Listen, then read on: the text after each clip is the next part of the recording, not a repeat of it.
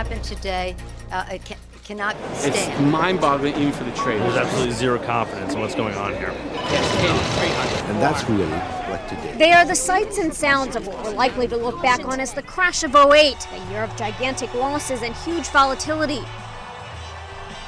January 2nd, a new year on Wall Street. The Dow was trading at the 13,000 level. Oil traded above $100 a barrel for the first time. But signs of a recession were in the air. Between dismal retail figures and the subprime mortgage crisis, the Federal Reserve described the economic outlook as, quote, unusually uncertain. 5 weeks later, it was clear the Bush administration underestimated the severity of the situation. This report indicates that our economy is structurally sound for the long term and that we're dealing with uncertainties in the short term. But it would last much longer than that. As homeowners defaulted on their mortgages at record rates, it was clear trouble was brewing. The credit and mortgage crisis crippled banks. One by one, the pillars of the financial world began to fall. March, Bear Stearns. September, Fannie Mae and Freddie Mac. Banking giant Merrill Lynch. Then came the day of September 15, 2008. Lehman Brothers declares bankruptcy. A bank that withstood 2 world wars and the Civil War could not weather the subprime mortgage storm, the biggest bankruptcy in U.S. history. That was the day the bottom dropped out of the world's financial center. I'm just wondering if the federal government had anything to do with lowering the standards in the first place to allow everyone to have the American dream, which now is turning into the American nightmare. Once the bleeding had begun, it was hard to stop. An even bigger catastrophe lay ahead. AIG, the world's largest insurer, was going under. The government decided they were too big to fail and scrambled to pass a whopping $700 billion bailout plan. The best protection for the taxpayer and the first protection for the taxpayer is to have this work. But the House failed to pass the bill and markets around the globe tanked. What happened today cannot stand. The Dow took a 777-point hit, the worst single-day drop in history.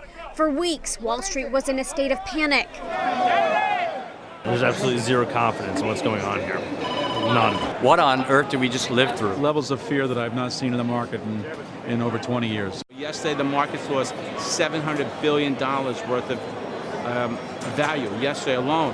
By the close of October, investors lost an estimated grand total of $16.2 trillion.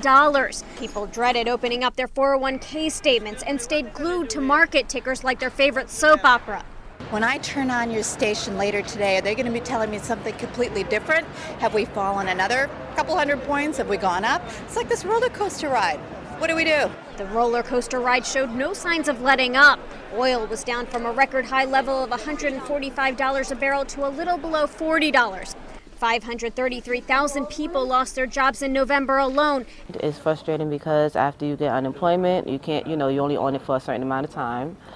And after that, then what are you going to do?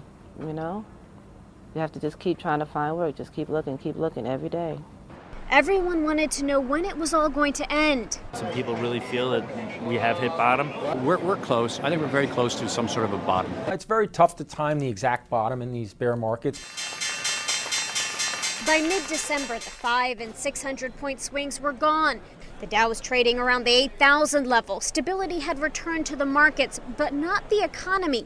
U.S. automakers were just days away from disaster when the government stepped in with a $17 billion loan. The only way they can buy time to restructure is with help from the federal government.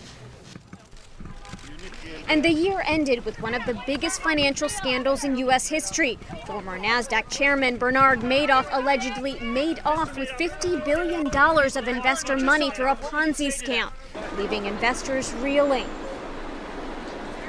Now the nation watches intently, wondering how we'll ever make it out of this big economic mess. So the year ends very much the same as it began, with uncertainty about what the next year will hold. Bonnie Ghosh, The Associated Press, New York.